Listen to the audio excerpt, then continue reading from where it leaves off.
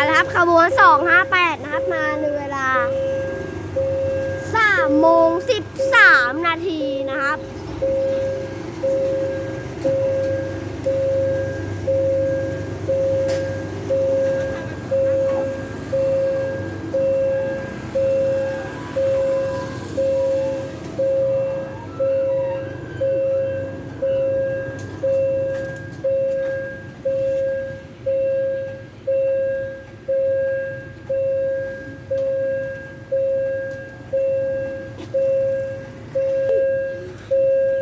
ชื่อช้า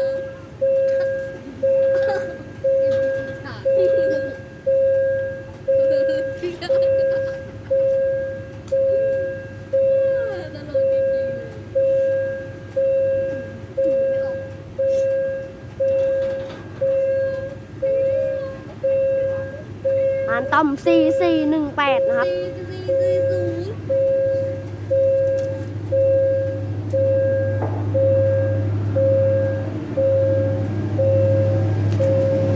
ครับอันต้อม4418